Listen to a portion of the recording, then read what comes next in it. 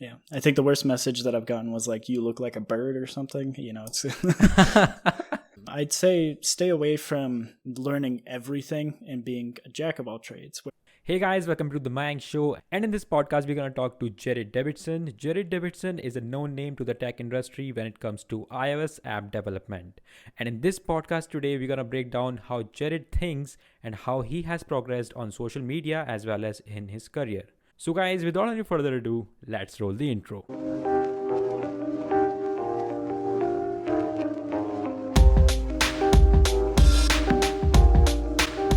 Welcome to the show, brother. Pleasure to be here. So Jared, since you're a known face to many globally when it comes to iOS app development, so can you please share with our audience how did you start off with your career in iOS and how did you manage to hold this repo in this particular field?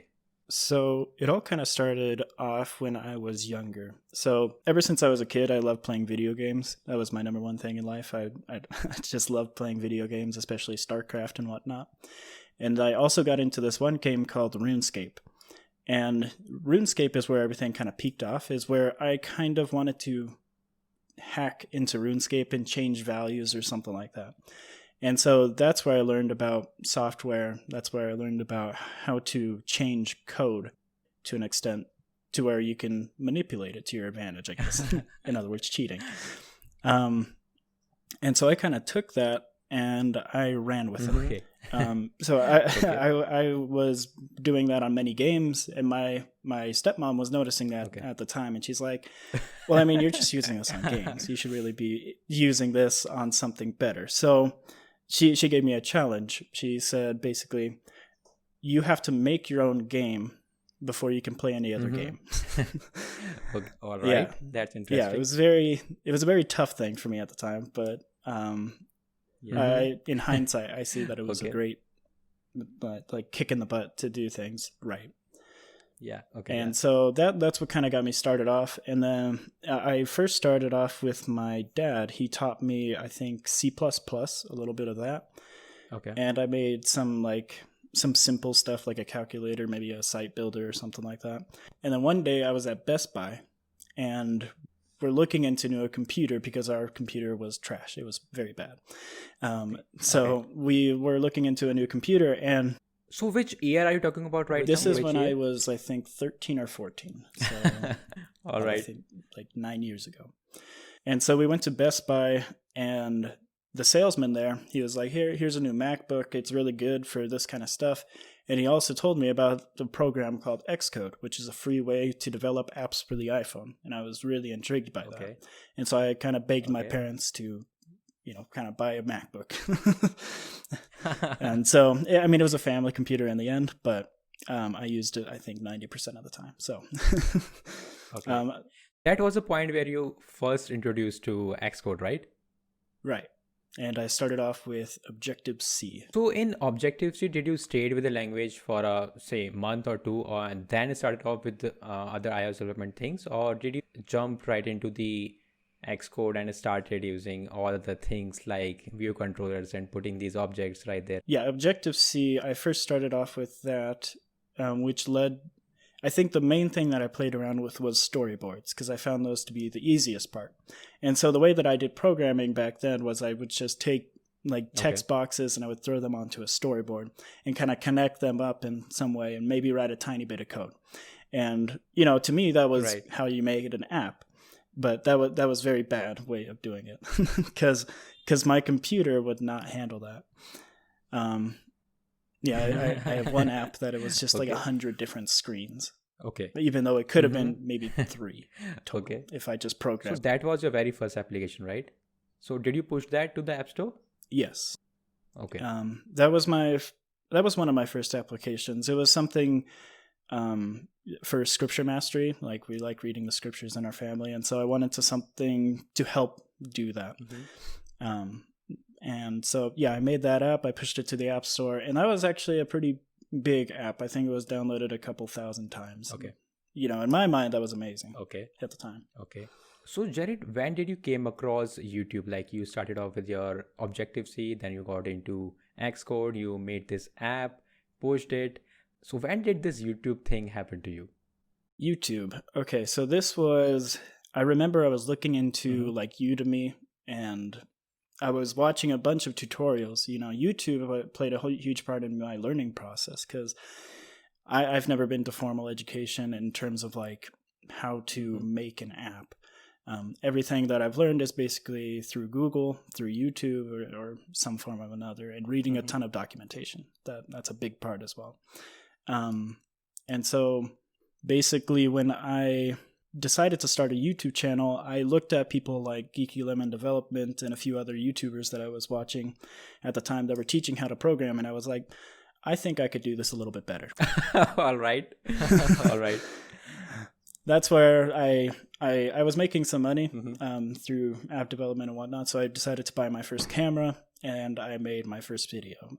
If you've never looked at that first video, like with my face in it, it's horrible. Actually, I have watched that video, and I would say that it's not that horrible. But if you look at the latest video today, then you can make the difference, right?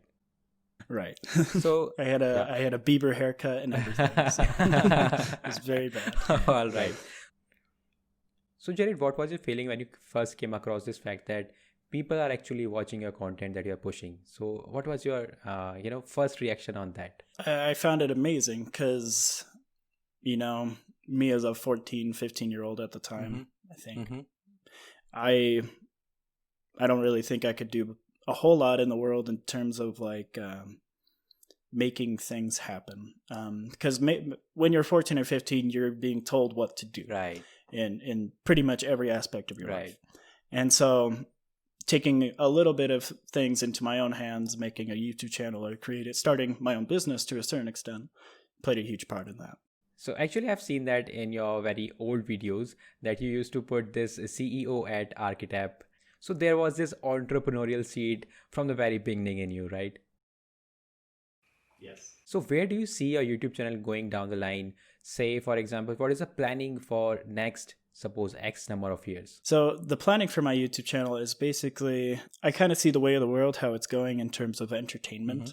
And so I want to make coding more entertaining in terms of getting more people hooked onto it. Okay. Because I think a lot of people in this world, they don't realize the opportunities that they have.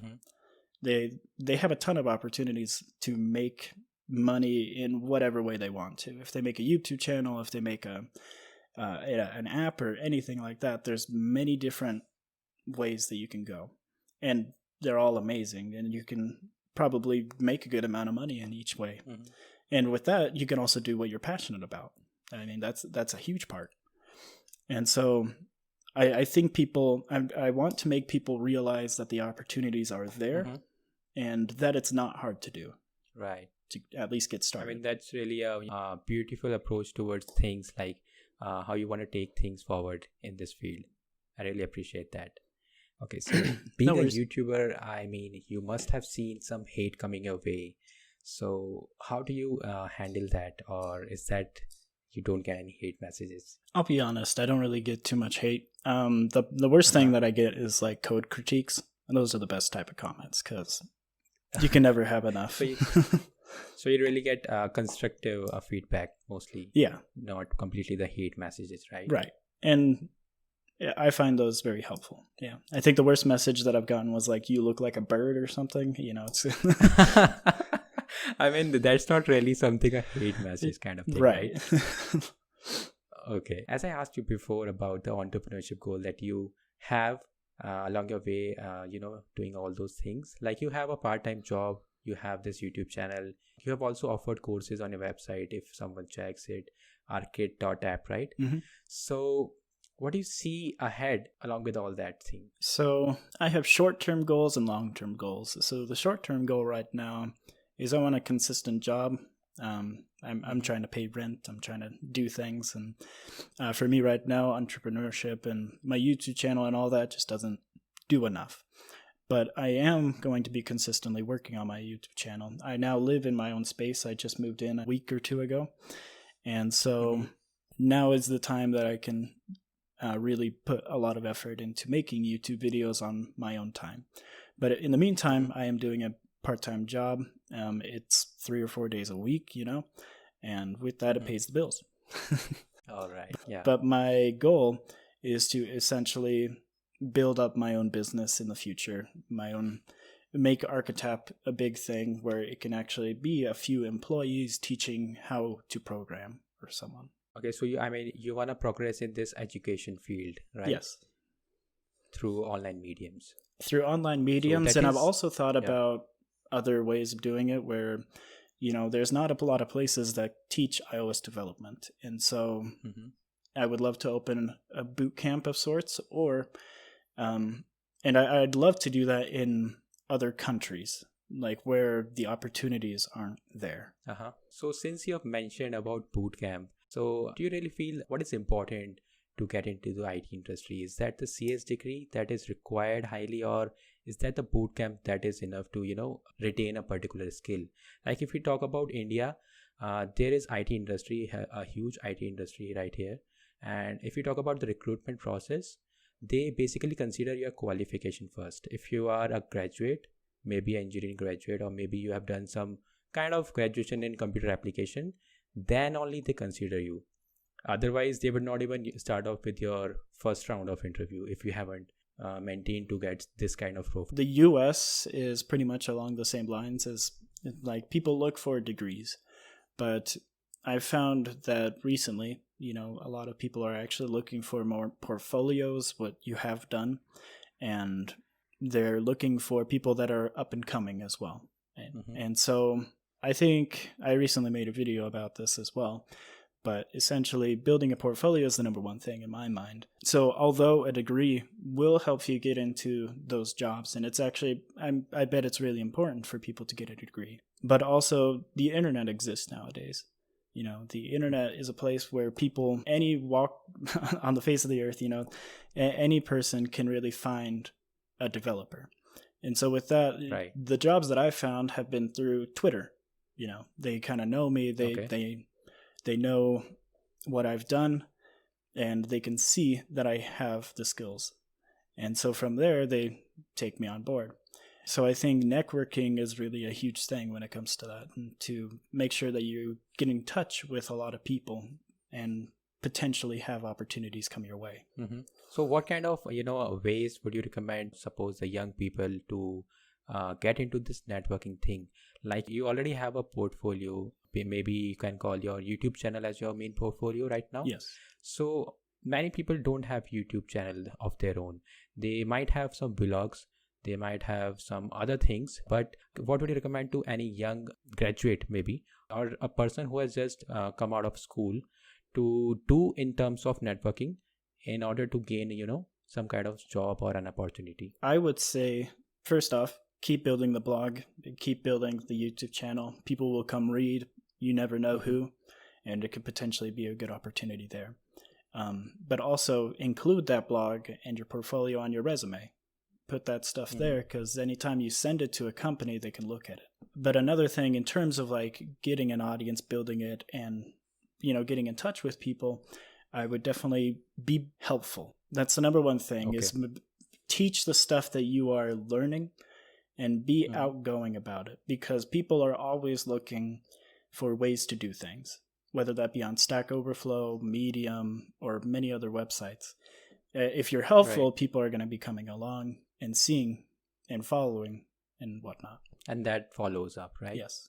All right. So do you feel, Jared, that when it comes to networking, like you have already just said that the ways in which one can network, but what do you see the importance of soft skills in today's world? Since we are facing this pandemic, so we can observe that most of the things are going online these days. So how much importance does this soft skill play in today's world? I think it plays a huge importance. This is partly why I always say that you need to keep your social media stuff kind of clean in a certain extent, because companies will look at that. They will look at your Twitter. They will look at your Facebook to see what kind of person you are. It helps to have a YouTube because they can actually see me talking and whatnot, and it helps them see that I'm a normal person. But yeah, soft skills like that are huge, because you need to be a good team member when you're on, when you're working for a company. You need to be able to interact with people. Do you have anything to add in terms of soft skills? I mean, in soft skills, you can see that whether you talk about YouTube or any other thing, you really need to have it before starting off with it. Even if you are not that confident about your skills, eventually you will gain it. Suppose we are starting a YouTube video, okay? So for the very first video, we sometimes look at the very first video and see that, oh my God, what happened to my voice and what happened to my expressions on camera. So we get very, over-conscious about that. But if we gradually make more videos, we eventually learn that thing, right? Right. So that's what I think, how we can build up these soft skills. Not just start off with soft skills, we can also build up through these platforms. That's a very good point. Yeah. Yeah. So, Jared, like we could have many things to ask you, but I've read about you that you really liked playing games, online games, but then you turned into this technical stuff, then you learned how to build games. So what about that interest? Do you have that interest still in you, or? So building games to me can be in any form. To me right now, the stuff that I'm working on is a game. I'm kind of working with like the iPhone depth sensor, for instance. Right now I'm working with ARKit. I mean, that stuff's fun. I don't know if you guys have ever tried it, but it's fun. I have once, yeah. Yeah. And so to me, that stuff is a game now. It doesn't need to be some mindless game or anything like that at the time for now. But to me, programming is my game now. And I find it really fun and challenging. Okay. So many times you might have seen that there is this doubt in people when it comes to interview, right? So they cannot figure out what should they practice or learn about particularly for the interviews. So how do you prepare for your interviews basically, and have you faced rejections? Of course. Yeah. The number one way that you can kind of like at least study or practice for these interviews is first off, look at the company that you're applying for. Look at what kind of things they're working with. Generally, companies, they put in their description or the job description as like, these are the requirements. These are the things that we want you to know. And these are some bonus skills, that we would like you to know. And go through those, and even like years in advance before even thinking about applying to that job, just study and build personal projects that go towards that goal. Because if that's what you want to work with, like Internet of Things or something like that, you need to study about Bluetooth. You need to study about many other things like that. And so looking at where your goal is in the future and studying towards that goal is something very important. And putting that into practice is just building projects, testing them out. And I'd also say for preparing for the interviews, that really helps.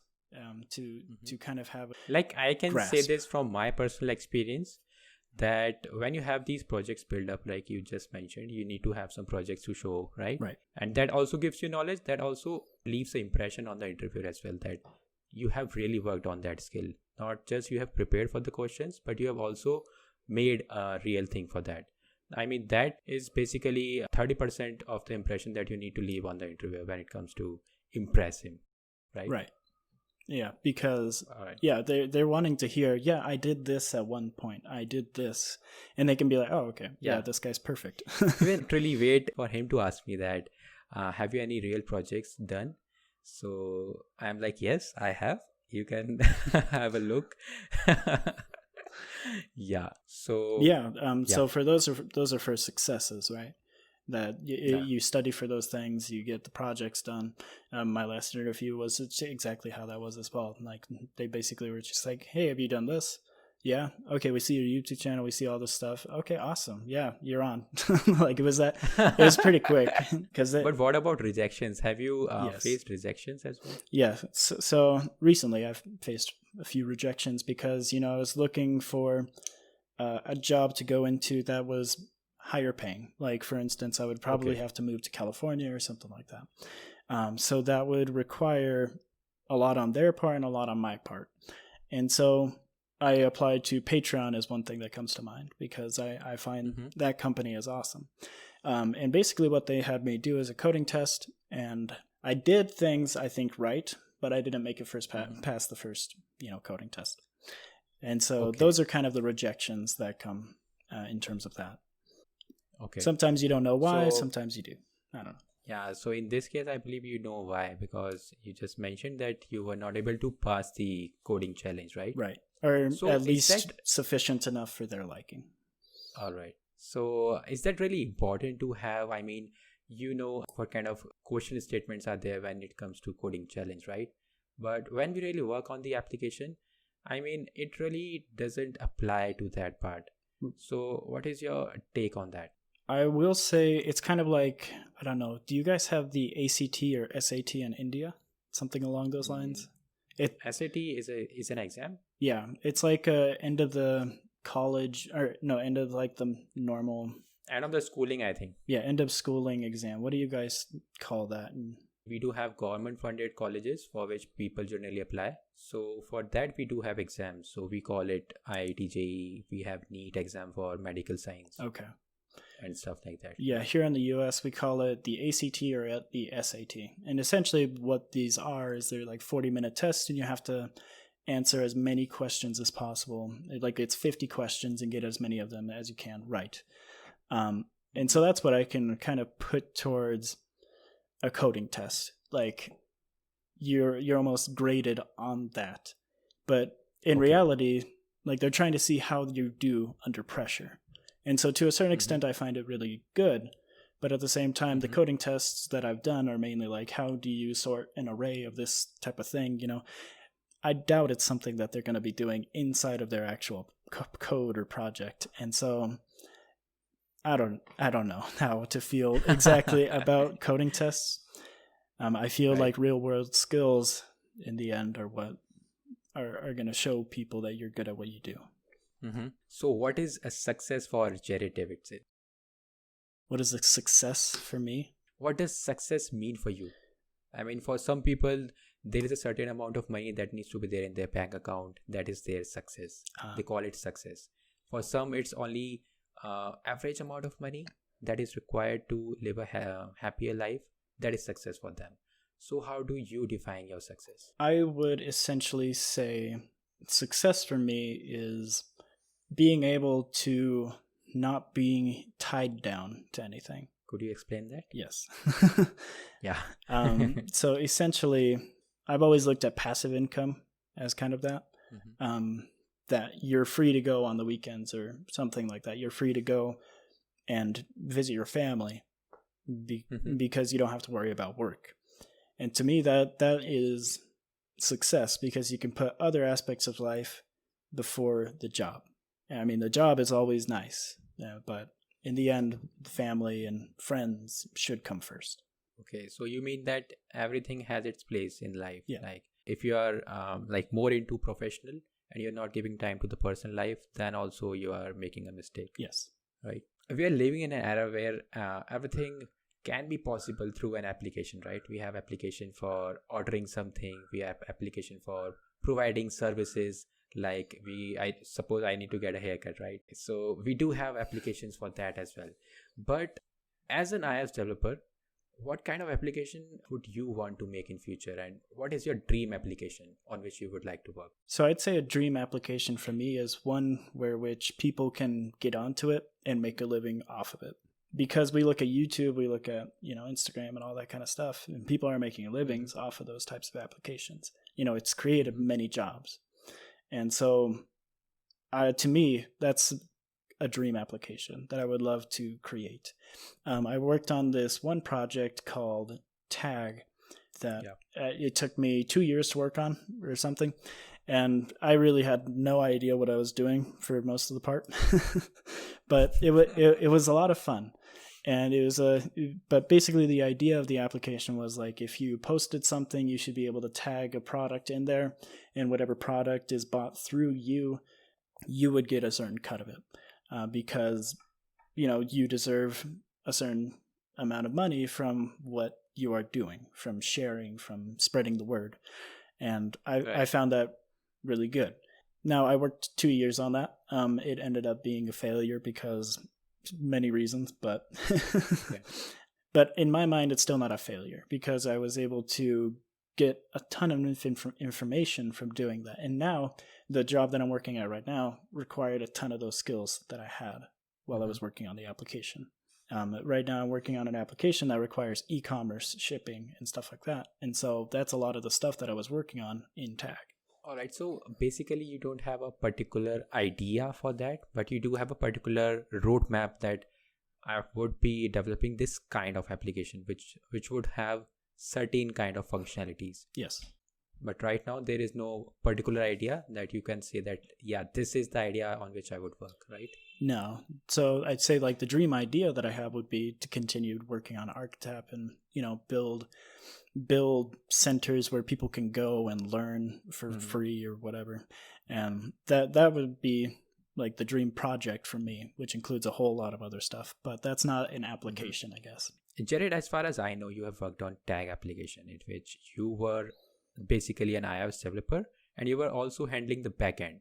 So I would say, the iOS skills as well as the backend skills as far as your skill set is concerned. So what kind of, importance do you feel in IT field you need to have? Do you need to have multiple skill set, or a particular skill set would work to go ahead in this field? So I'd say if you're going to want to be an iOS developer, then study all the things that require iOS development. That could mean both Objective-C, Swift, Swift UI, all the technologies inside of that stuff. You want to go into iOS development. And I'd do the same for if you want to be a backend developer, you want to study all things backend, whether that be Node.js, PHP, or whatever. You want to study all of the things to that specific field. Diversifying your knowledge on all of these things is really important when it comes to that, because then you can be almost a master of all trades when it comes to that specific field. I'd say stay away from learning everything and being a jack of all trades, where you kind of just, very little of everything and you don't really know how to get many things done. Like I have seen on LinkedIn, some people literally write on their profile that they do know Node.js, they do know AngularJS, they do know React, Android, iOS, Flutter, and then they say they are software engineer. Right. I mean, that's a lot. I mean, yeah. I mean, there's no way. I mean, you could, of course, know a little bit of each of those things, and that's probably good to know. But focus on a few specifically, I would say, is the main point. I mean, having an idea of full stack development would really help. That is what you mean, I believe. Yes. So, Jared, you might have seen that some people on YouTube, especially I have seen some people doing this thing that they put this clickbait thumbnail and along with that title as well, saying, suppose, learn this skill in just 5 minutes.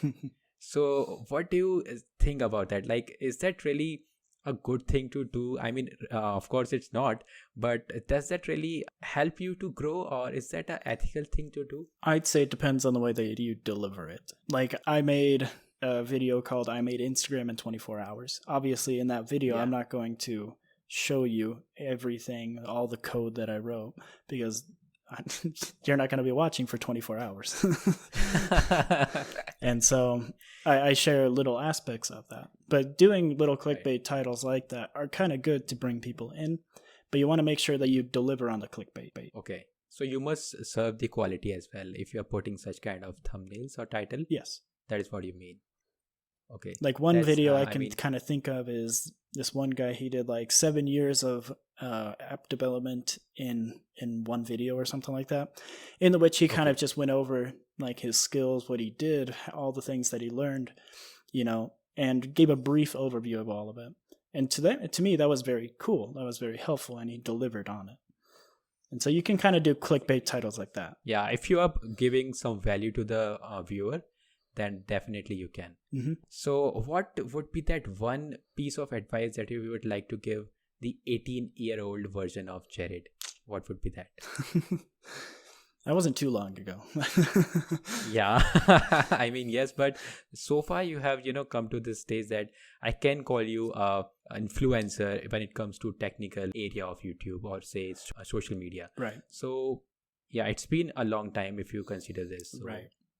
What would I say to the 18-year-old version of me? I would say to I guess, not be afraid to just keep doing things.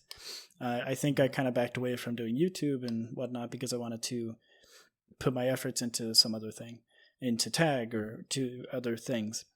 But I really should have been able to put efforts into both. Okay. And to me, that would have been really important if I was more consistent in my video upload schedule and the videos that I produced. And I could have easily done it. I think I just got lazy.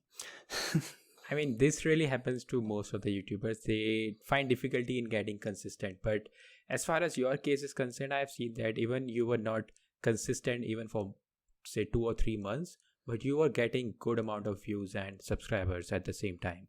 Right. And so, I mean, I think it that was the quality that you were serving. Yeah. That comes to the consistency of quality. Mm-hmm. Yeah. Okay, Jared, since mental health is something which people generally don't talk about very much, but we all have this thing, that something which plays an important role in our life, right? So what do you think, how one can, stay mentally healthy, be it in his professional or personal life? I mean, this year has been difficult for a lot of people in terms of mental health. I mean, we're kind of staying inside most of the day. If you're not an introvert, it's very hard to do. And so mental health is very important in that aspect.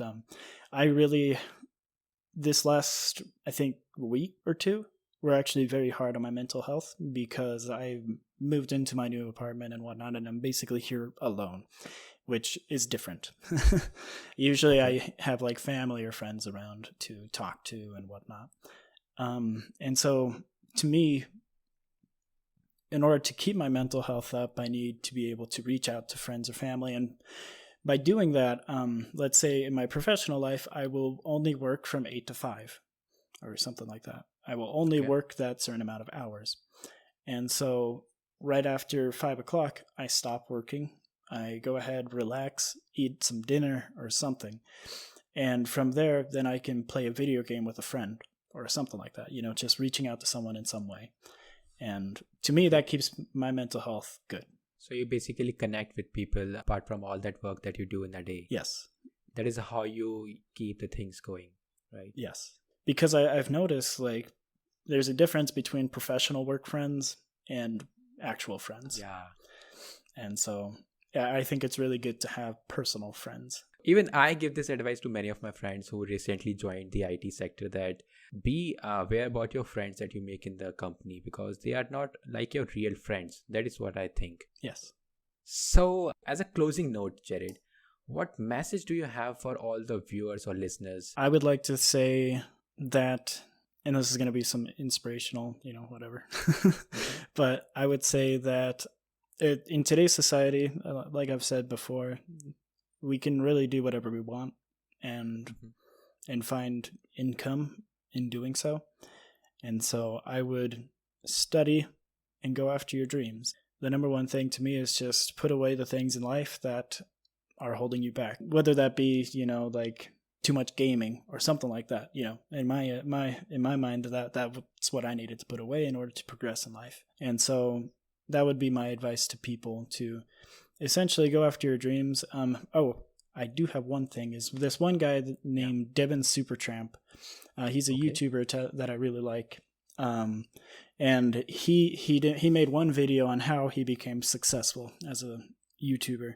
And essentially he said, instead of going to the parties, instead of going to a lot of the stuff during high school, he took the weekends and filmed. He took the weekends and did things. And so we can do the same thing in our own lives instead of taking the weekends. And it's going to be a sacrifice right now, but after high school, I mean, he's got millions of subscribers. He's wildly successful. And with that, he was able to have a lot of fun in what he's doing in his adult life rather than just when he was younger. That's absolutely a great message to give, because I feel the same, that even without sacrificing a lot, by putting some time into your, progress, along with all the fun that you want to do in life, you can surely make things happen for you. Yes. And sacrifices now are much easier than sacrifices later. Yeah, exactly. Well, on that note, Jared, thank you so much for joining this podcast called The Mayank Show. And thank you for being here. I really enjoyed the conversation with you. Yeah, it was a pleasure. I'm glad that I was able to be on the first podcast. I know this is going to be rough for many of the listeners, but hey, we got to start This somewhere. is our, yeah, exactly. This is what the point that we want to make, right? Yes. Yeah. Thank you so much, Jared. Have a great day. You too.